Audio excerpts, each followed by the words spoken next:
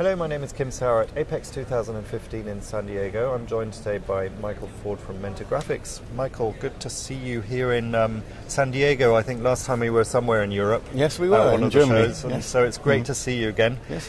So give us an update of what's going on at Mentor Graphics. What are you showing here? What's new? What's new here is something about what's old, in fact. Okay. We've been doing a lot of work with the design data and getting design data through into manufacturing. It's been really frustrating because the technology's been around for quite a while now so that people can accelerate their new product introduction. But when you come to a trade show like this, you can look around at the machines and you can say, oh yes, I can see that machine's doing this, that machine's doing that.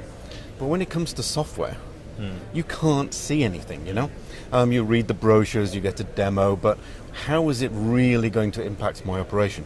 So this is what we've brought that's new. What we've done is to set up our software in a cloud-based environment. So that, if somebody's interested to see, okay, how does that actually work? Who's going to be doing what and what am I going to save? We can give them a simple logon, and from the comfort of their own office, they simply go into their web browser, and then it's a no-holds-barred situation. They can run our software, absolutely anything they want. There's no restrictions, so they will then see the real experience of that software for themselves. Oh, excellent.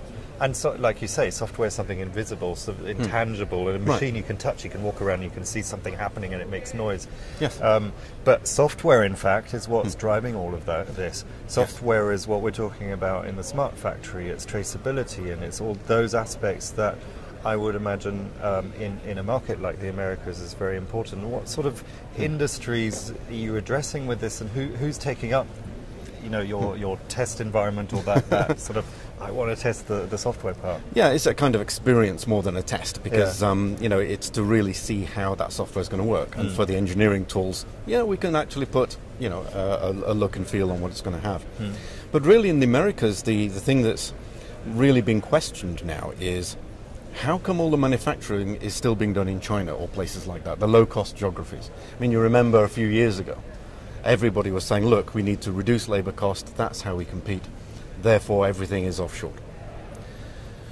Actually, that was fine when we were making high volumes. When we knew how many of each product we were going to make, fine, we simply make it in China, we wait 3 weeks, and it arrives on site. Nowadays, products have become more fashionable. Like in the kind of cell phones that we use, it may be computer technology, it may be connections, energy efficiency even. People are really getting to grips and they want different products, many different variations. They also want them now. So what it means is that this traditional view of long-term production made in China, it can't do that because it's got this inflexible link from China over here. And actually, in China, for example, a very famous mobile phone manufacturer, they are spending only 1% of the final retail cost on labor. 1%. So 1% of a $300 cell phone, $3 is labor. Why are we going to the nth degree to try and optimize that when there's the other 90% we should be looking at? And so if you look at where the real cost of the business is, it actually is lost on the ship that takes the product from China to here. But it's not the cost of shipping, it's actually the cost or risk of depreciation of the product as it comes in. And the financial guys, they're clever, they're not going to let that slip, they're not going to face that risk. They build that risk into the cost of the item. What if that factory could exist in the US? What if we could make products that we could ship directly to customers without those kinds of risks of depreciation? Would that amount of money that would be saved compensate for the additional amount of labor cost that obviously we'd have to make in the US? And in many kinds of sectors that we've been looking at, the answer is yes. This can actually happen. Absolutely. So you're finding that a lot of production and new product introduction is therefore happening here. It's something that companies are now starting to think about, because what people need to do is to make the product that people want and be able to deliver it on time. Hopefully without any port strikes going on as well. Yeah, well, this is it. This is a kind of risk. But I saw an example. I mean, just this weekend, I went into a shop, a store in San Diego here, and looked at an LED light bulb. You know, the latest technology lights, they're great. They save energy. People want them. They're popular technology. $20. Okay, fine, $20. I went online to a marketplace, exactly the same light bulb, $3. Hang on, $3 means that that Chinese guy, he bought it from the manufacturer, so paid for all of the materials, the manufacturer's profits included.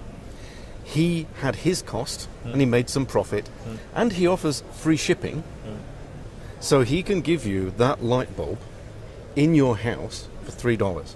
Where did the other $17 go? And basically, it is absorbed by having a long distribution chain. If that distribution chain shortens or disappears, so does the risk of depreciation, so does the reduced cost. So now what we can do is to create that light bulb for, say, $5 in the US, which people are willing to pay because it's a big reduction of cost, and we don't want to wait the 3 to 6 weeks to ship it from China. Yeah. Okay, so what happens next is that people who are maybe working in a warehouse, moving things around that have been shipped in from China, now they're going to get the opportunity to work back in manufacturing. So they are happy because they're doing a more added value job. You've got robots going on, you've got a much higher level of technology, much more job satisfaction. So we're creating interesting new job opportunities in the US as well. Then you look at the manufacturing side and the business side to say, hey, now when I have a customer that's buying my product, I get to see that immediately. I get to see the market demand trend. I can react to that very quickly. My factory is now configured to be flexible and do the same productivity as if it were doing high volume, but now it's doing high mix. So I've got that flexibility built in, and this is one of the key requirements from the software side that enable the factory to do that. Then from the design side, you're thinking, it seems to be popular that, for example, this mobile phone or whatever needs more memory. People are looking for more memory. How long is it going to take me now to understand that market need, change the design, get the product into my flexible factory, and get that new product out to the customer? And that whole product life cycle, which, this is not being created by us as technology. This is actually being driven by the market. The market wants to have different new products, innovative products, and they want them now. So manufacturers, with onshoring, with this reduction of the distribution chain, with the kind of flexibility in the factory, is now able to get much more direct coupling between the design of these innovations through to the demand of the customers.